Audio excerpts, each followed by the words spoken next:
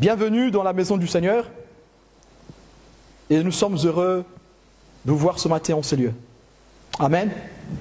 Ce matin, nous allons commencer cette prédication et en poursuivant l'étude que nous avons commencée il y a, je pense, 4 semaines de cela. Nous sommes sur la 5e partie, je pense, la 5e partie, le 5e point, qui est la co-responsabilité.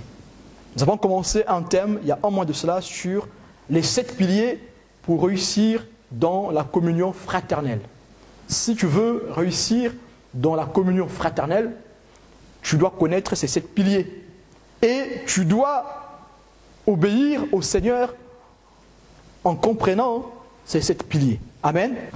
Nous avons la confidentialité, nous avons la bienveillance, nous avons l'écoute, nous avons l'œil neuf, et aujourd'hui nous allons voir la co-responsabilité et la coproduction.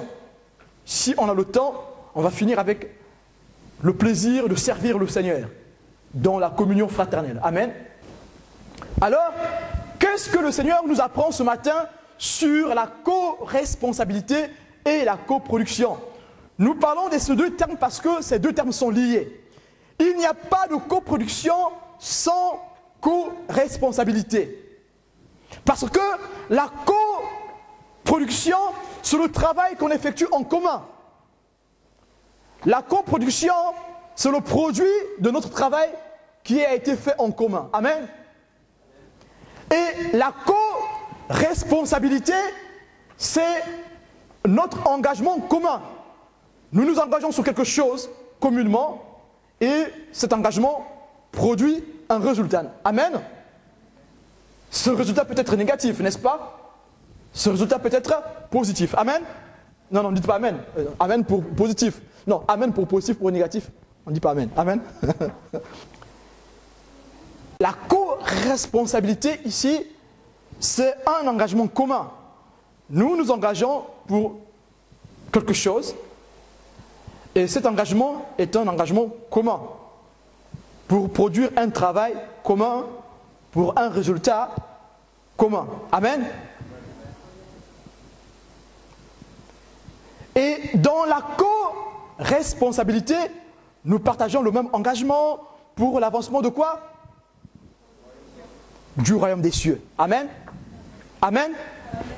Ce que le Seigneur nous dit dans cet enseignement, c'est que nous nous engageons ensemble, nous partageons un engagement pour l'avancement du royaume des cieux. Donc même si vous changez de ville, vous allez vous engager là où vous irez.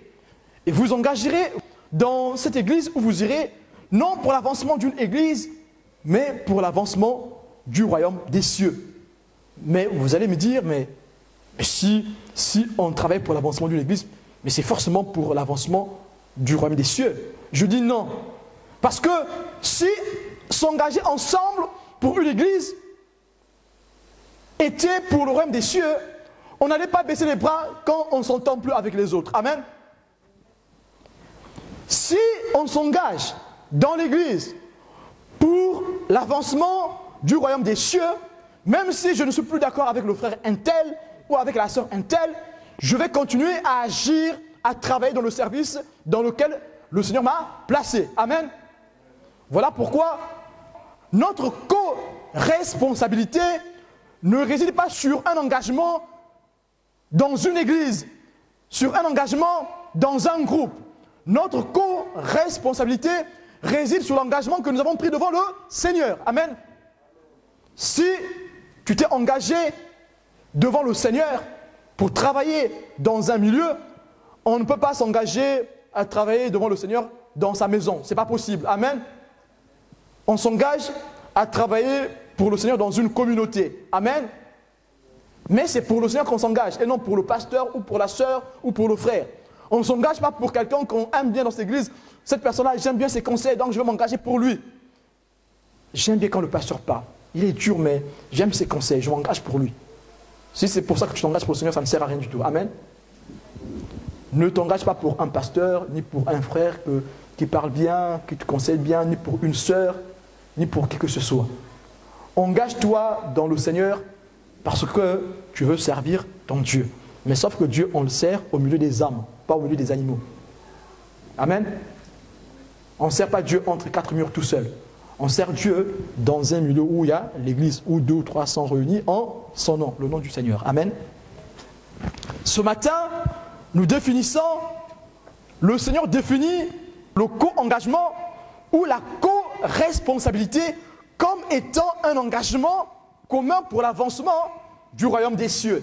Donc si nous nous sommes engagés pour le Seigneur dans une église, même si ça ne va plus, nous allons essayer de faire des efforts, développer la bienveillance, développer l'écoute, développer la confidentialité, développer l'œil neuf afin de réussir notre engagement. Amen.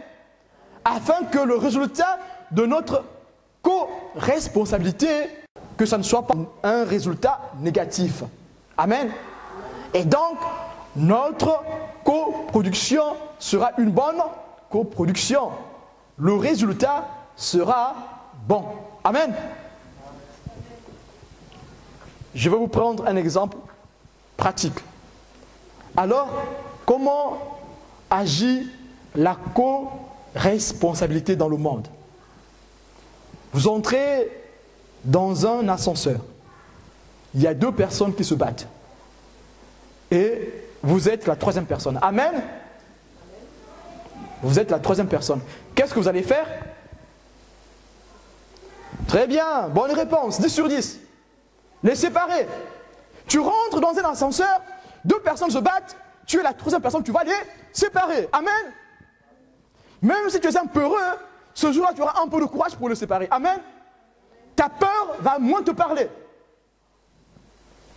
Bon, cette fois-ci,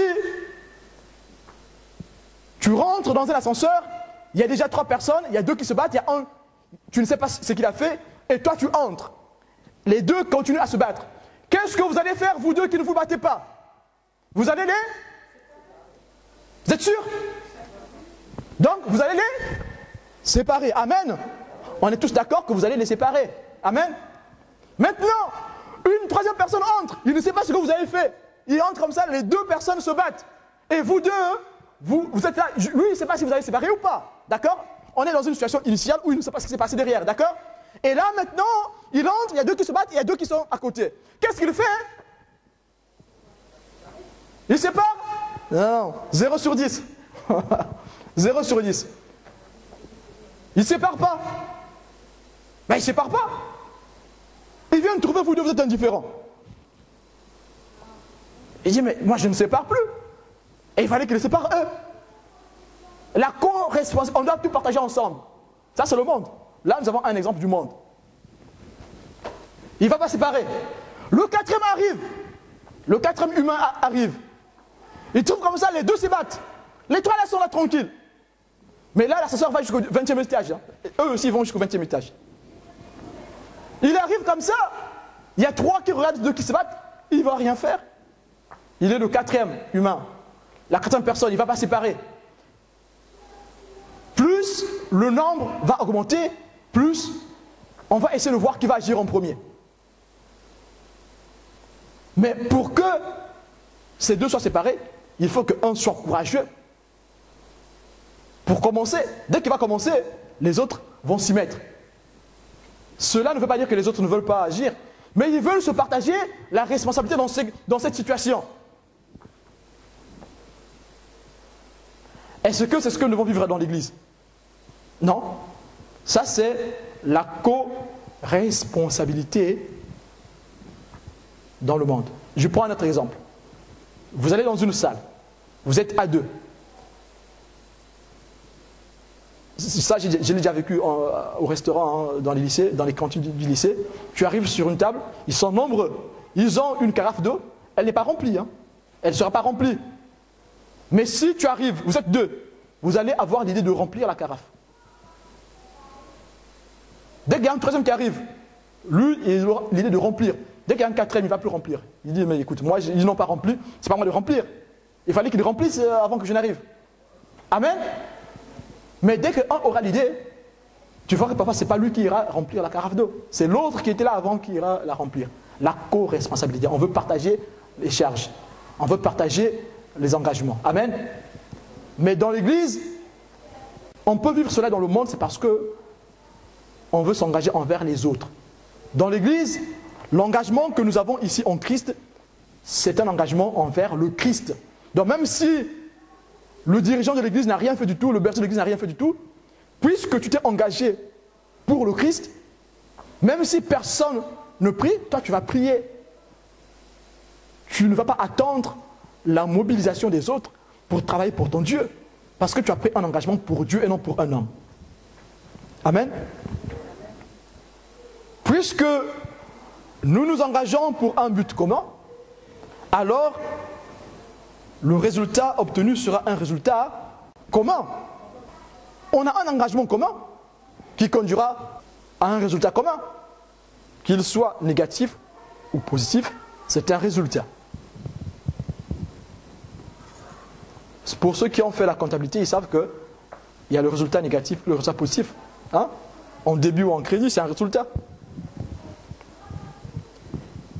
Le Seigneur veut ce matin que nous puissions comprendre ce que c'est la co-responsabilité. Et si nous avons compris la co-responsabilité, ça va nous aider aussi, non seulement dans notre communion fraternelle, mais ça va nous aider dans notre communion avec le Seigneur. Il faut penser aux 4 premiers piliers pendant que tu écoutes ce message. Quand nous parlons ici de la co-responsabilité, associe cela aux 4 premiers piliers. Amen. La co-responsabilité, ici, nous conduit à être unis. Puisque nous sommes co-responsables d'une chose, on sera unis. On sera unis dans ce que nous allons faire. Notre unité n'est pas charnelle, elle est spirituelle. Alors, comment pouvons-nous être unis spirituellement si nous ne sommes pas unis à Christ, si nous ne menons pas une réelle vie de consécration? Nous voyons ici que, forcément, pour être co-responsable, pour marcher dans la co-responsabilité dans une communauté, il faudra avoir eu à développer dès le départ la confidentialité, la bienveillance. Comment puis-je travailler avec toi si tu n'es pas bienveillant envers moi ou si je ne suis pas bienveillant envers toi? On ne pourra pas travailler ensemble. Parce que pour qu'il y ait coproduction, il faut qu'il y ait co-travail. On doit co-travailler ensemble, si je puis le dire. Amen. Ce matin, le Seigneur nous appelle à la co-responsabilité et à la coproduction. Ne rentrons pas dans l'immobilisme.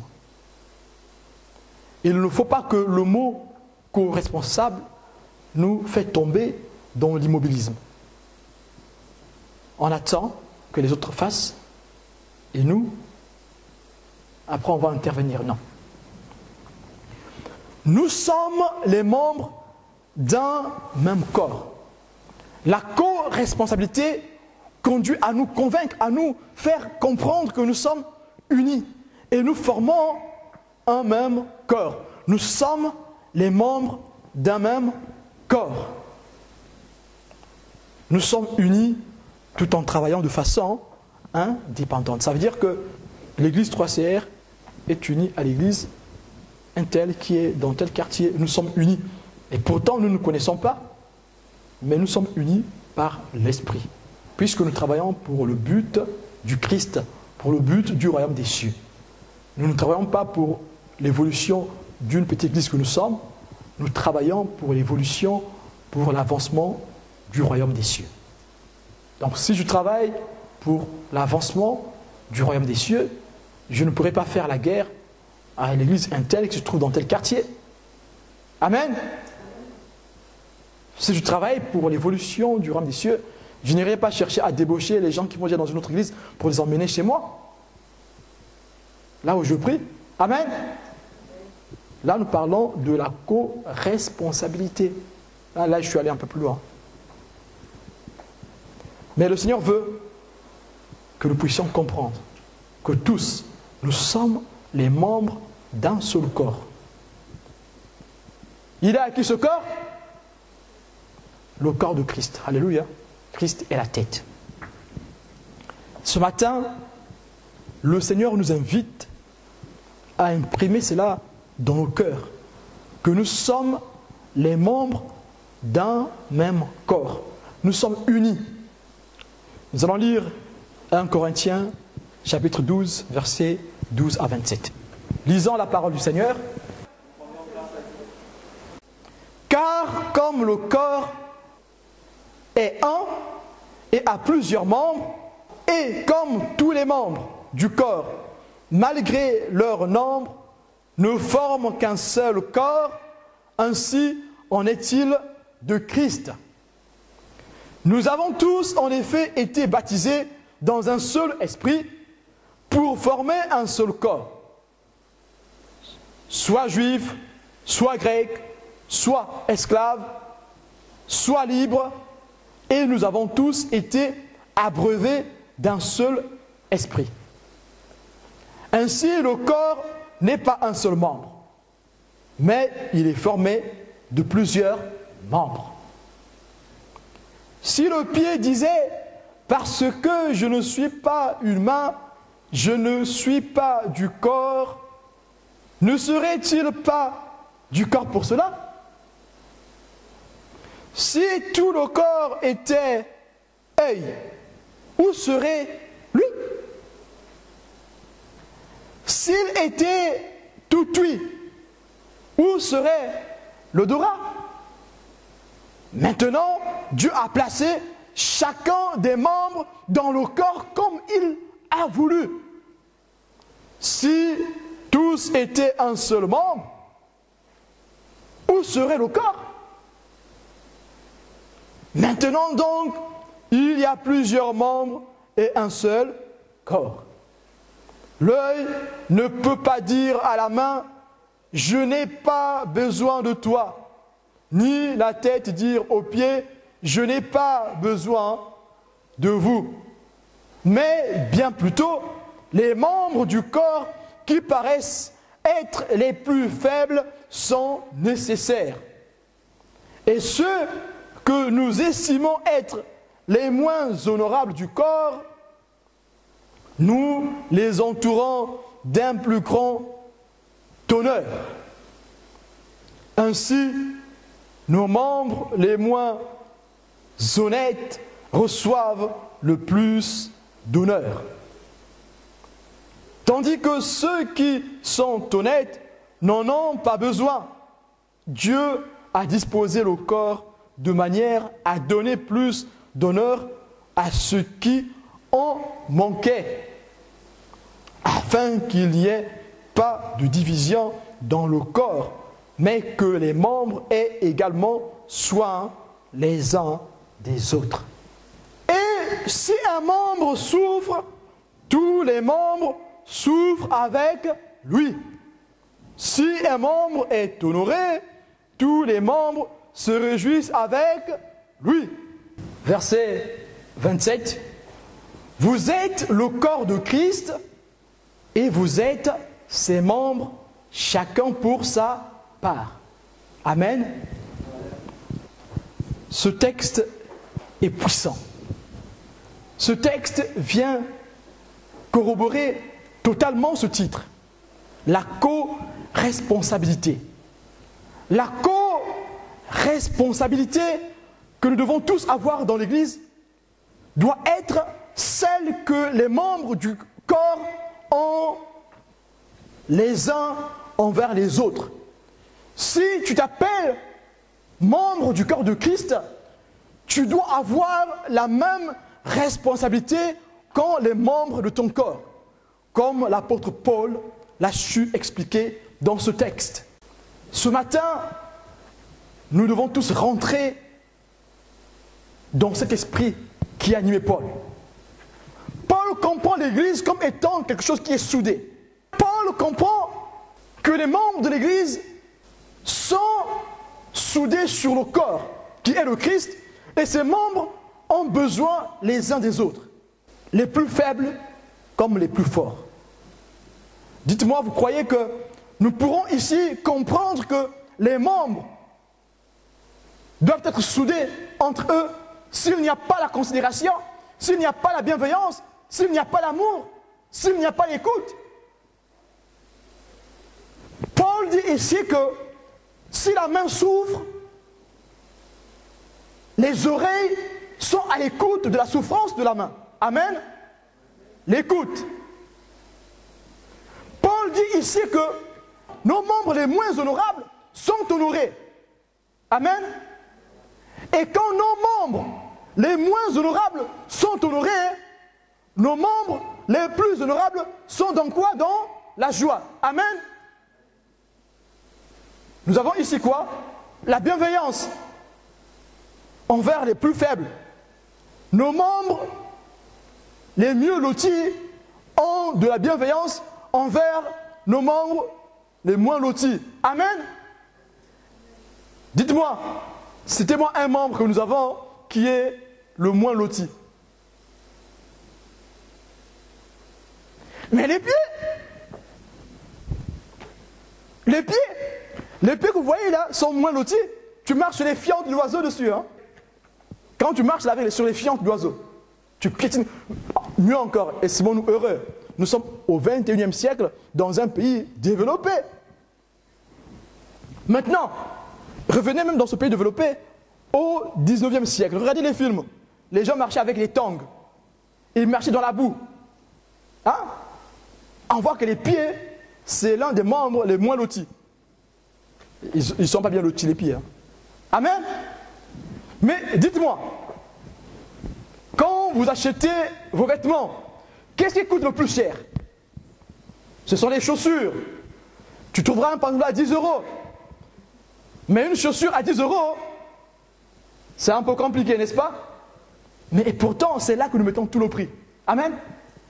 Mais dites-moi, quand le pied est bien chaussé là, hein, tu as mis le croco, et tu peux taper comme ça, la pomme fond les Congolais. Dites-moi, qui sera dans la joie? Quel membre qui sera dans la joie? Mais le pied, ils n'ont rien à faire. Hein.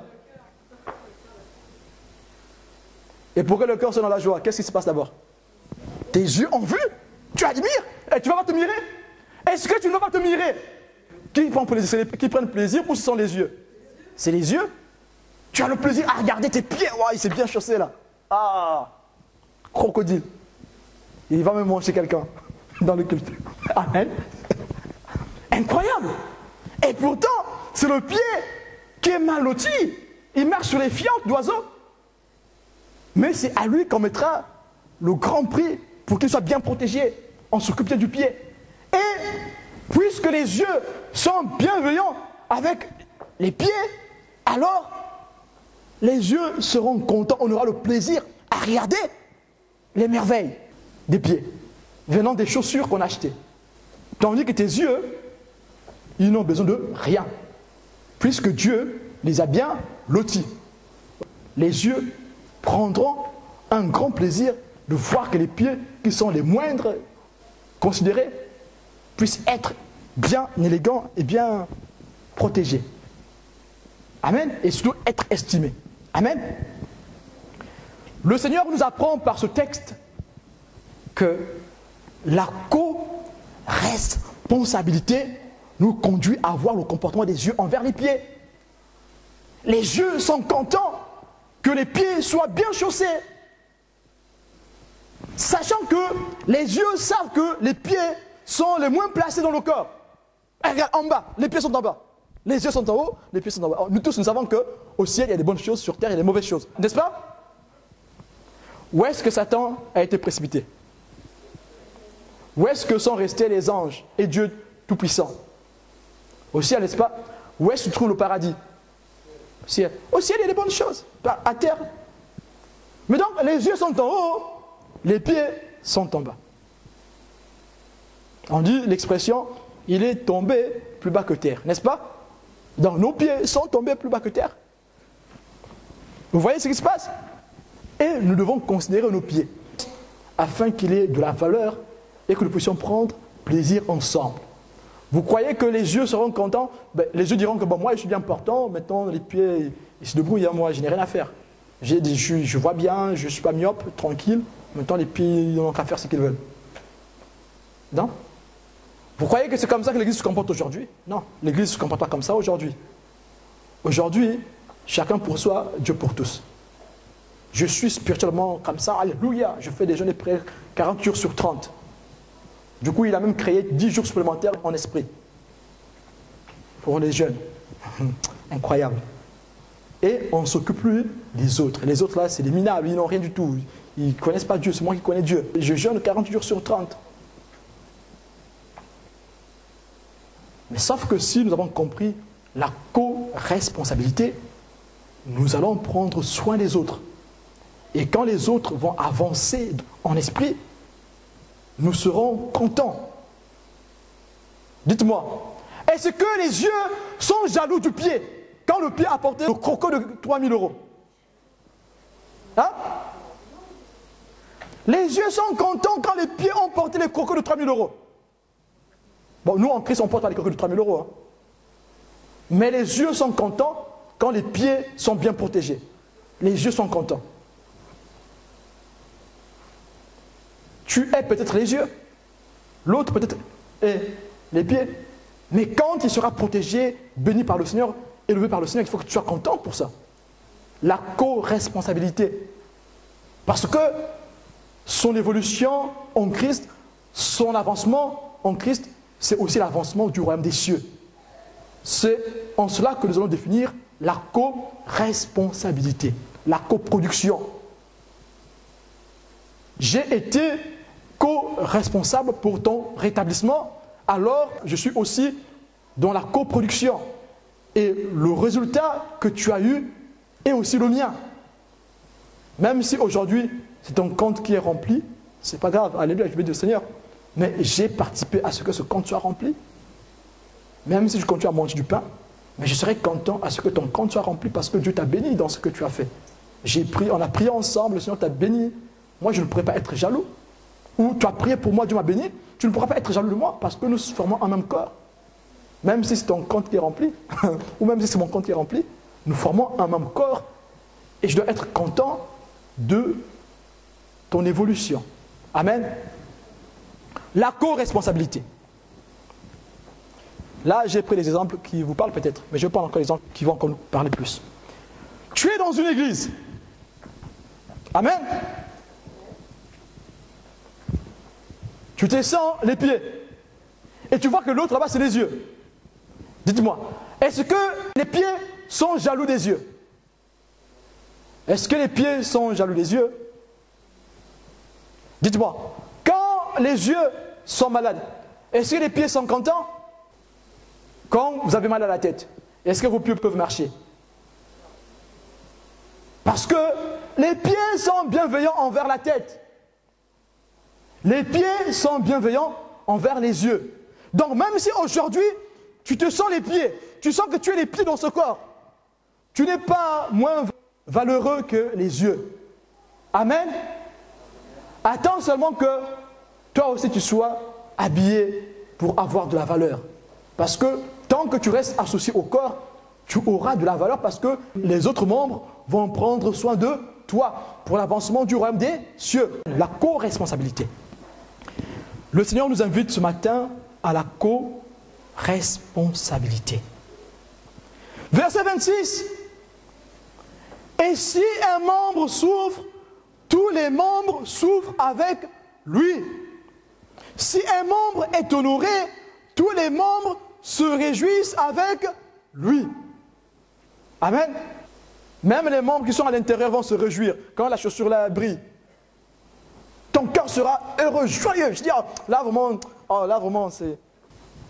On voit que quand un seul membre souffre, tous les membres souffrent. Et tu restes au lit.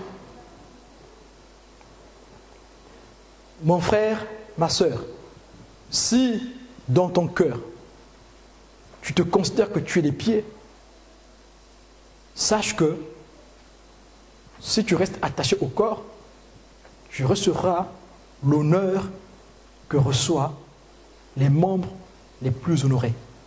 Alors tu ne seras plus dévalorisé.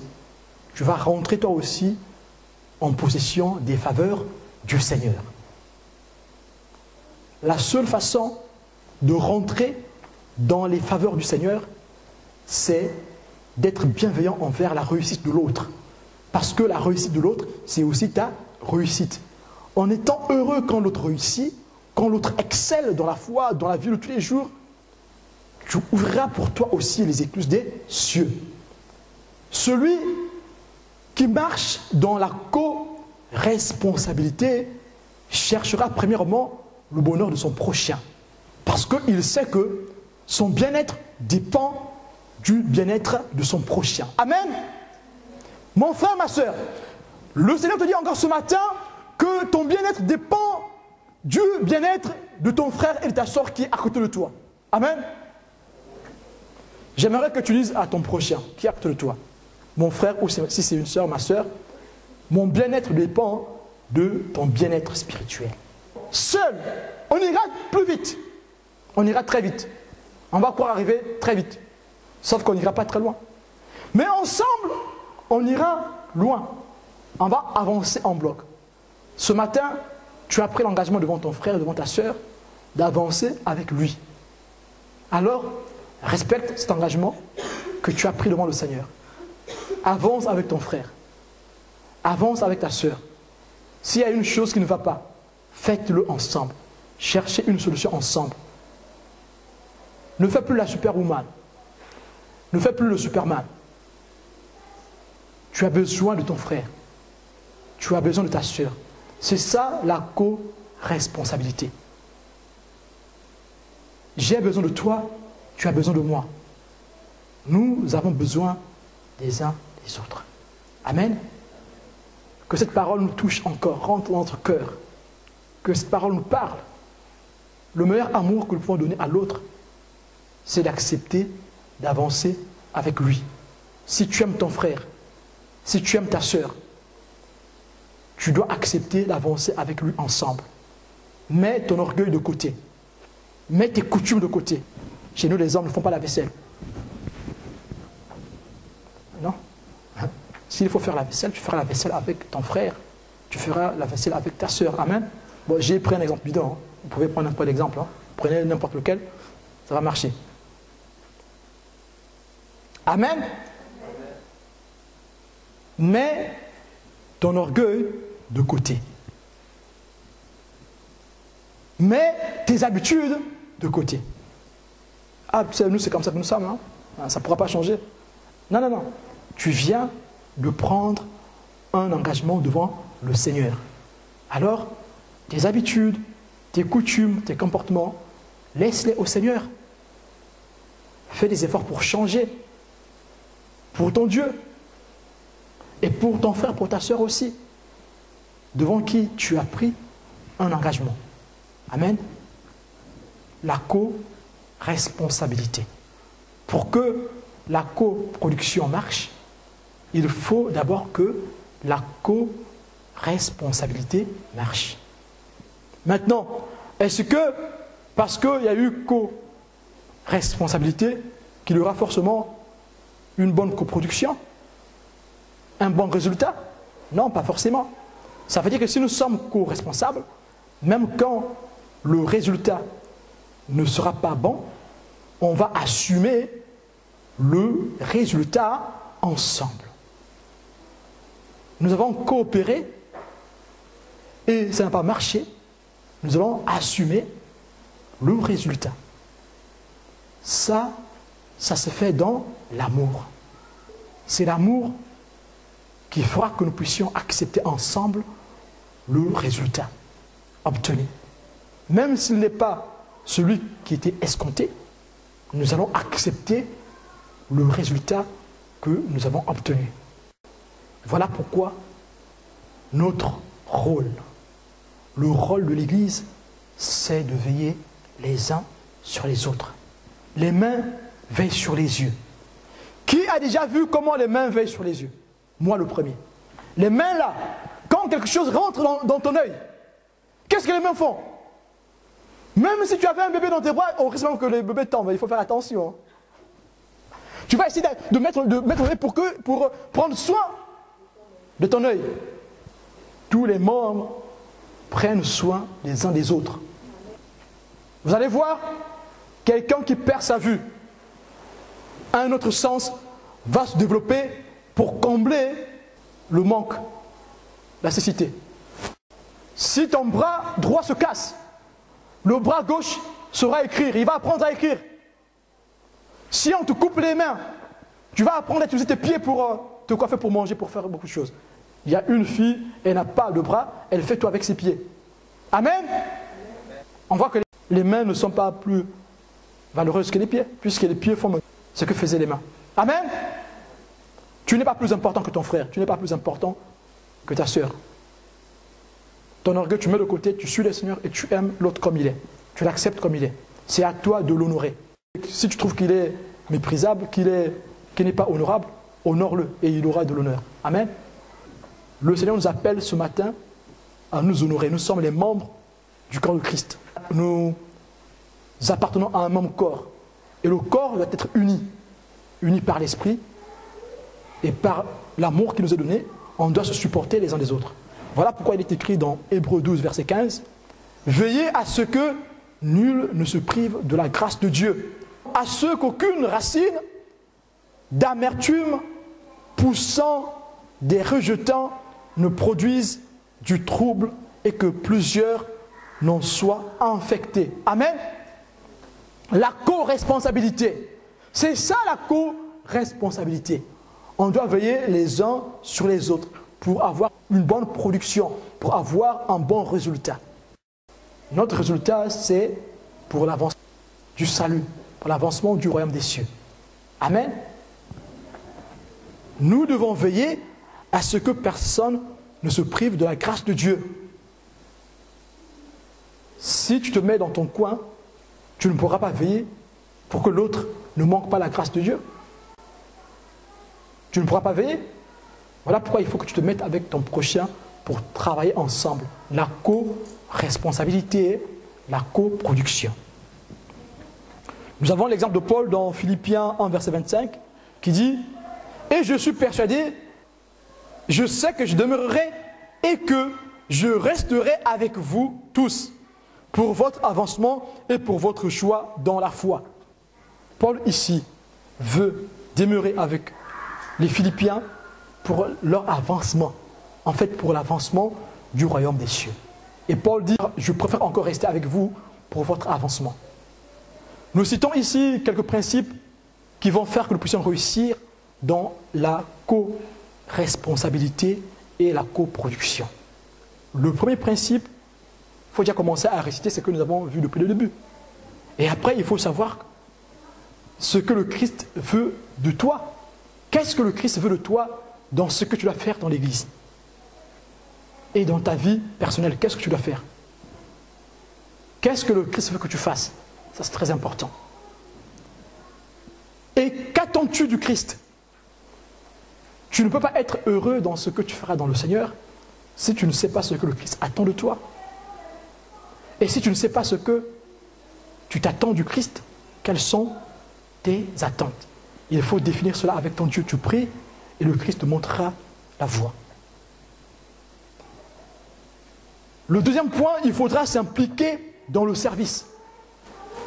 Pour que la co-responsabilité marche et la coproduction, il faut que tu t'impliques dans le service. Tu dois être co-acteur dans l'engagement commun que nous avons. Ça veut dire que tu dois être force de proposition, comme on dit dans les entreprises. Mais sauf qu'on ne peut pas être force de proposition si on ne s'implique pas de façon personnelle. Si tu veux grandir dans la foi, implique-toi dans les choses du Seigneur. Si tu as des faiblesses que tu n'arrives pas à abandonner, sache que le service t'aidera à avancer. S'il y a des petites choses qui traînent encore, que tu fais encore traîner dans ta vie, sache que le service t'aidera à avancer. Mais pour cela, il faut que tu t'impliques personnellement et que tu sois co-acteur dans cet engagement. Amen. Tu dois avoir la connaissance du Christ, la connaissance des Écritures et la connaissance de la situation du milieu dans lequel tu évolues. Tu dois avoir pour miroir la parole de Dieu. La parole de Dieu va t'emmener à faire l'autocritique de ton travail. Quand nous allons échouer, ça ne sera pas moi qui viendrai te dire « Bon, tu as échoué, nous avons échoué ». Toi-même, tu sauras dire que oui, là j'ai échoué. Là, il faudra améliorer. Et quand on parlera ensemble, ah, telle chose n'a pas marché, tu ne prendras plus ça comme étant une mauvaise parole ou une parole qui te vexe. Parce que tu as fait l'autocritique de ce qui a été fait. Tu n'auras plus à juger ton prochain. Parce que tu sais réellement ce qui a été fait. Que non, là, on n'a pas bien fait, là, il faudra s'améliorer. C'est ça la co-responsabilité. Dans la co-responsabilité, on ne s'accuse pas mutuellement quand ça n'a pas marché. Dans la réussite ou dans l'échec, on reste co-responsable. On n'abandonne pas le navire parce que ça commence à couler. On essaie de réparer pour que ça marche. La co-responsabilité. Le dernier point, c'est que nous devons apprendre à nous valoriser mutuellement. Alléluia. À nous encourager mutuellement. J'ai besoin que tu m'encourages aussi. Tu as besoin que je t'encourage aussi. Les hommes de Dieu aussi, ils ont besoin, les hommes ou les femmes de Dieu ont aussi besoin d'être encouragés. C'est comme cela qu'on aura la joie dans le service. Si nous voulons avoir le plaisir dans le travail que nous faisons ensemble, nous devons développer la co-responsabilité.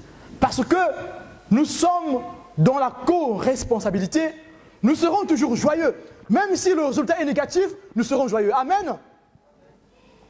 Si tu veux prendre plaisir du travail que tu fais dans le Seigneur, il faut que tu acceptes la co-responsabilité. Il faut que tu aies la bienveillance. Il faut que tu aies l'écoute. Il faut que tu aies la confidentialité. Il faut que tu aies l'œil neuf. C'est comme ça que tu pourras avoir plaisir. Tu pourras prendre plaisir dans le travail que tu fais.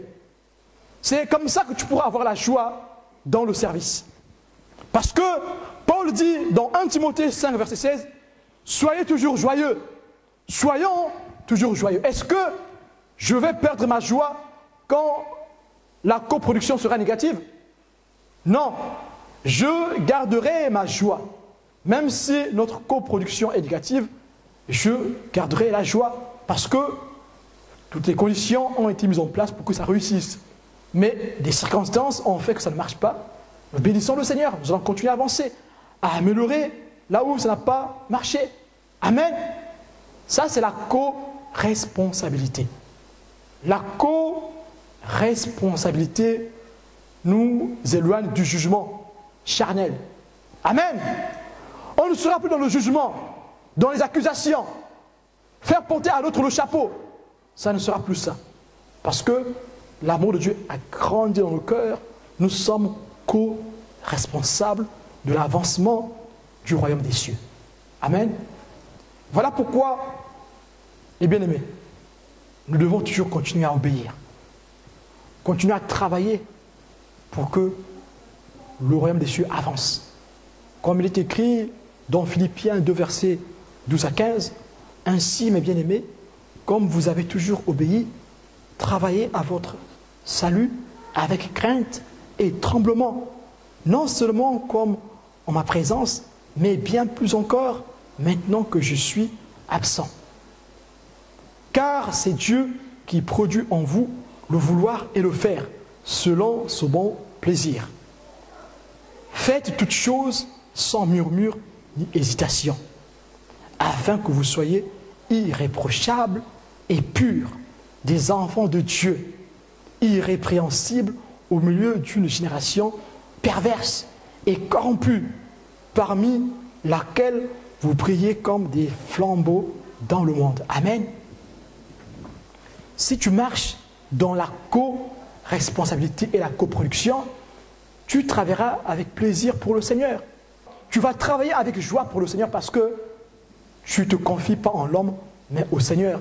Et que tu continues à obéir à Dieu dans le respect de l'autre, dans l'amour envers ton prochain.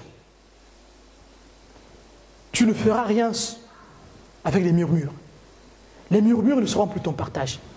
Les murmures sont ton partage aujourd'hui parce que tu ne veux pas te consacrer totalement. Consacre-toi totalement et les murmures vont partir. Celui qui accepte de se consacrer totalement prendra le travail qu'il fait comme étant un sacerdoce. Il sera lourd, mais tu resteras dans la joie. Il sera lourd, mais tu auras la force pour supporter la charge. Parce que il est au Seigneur ce sacerdoce.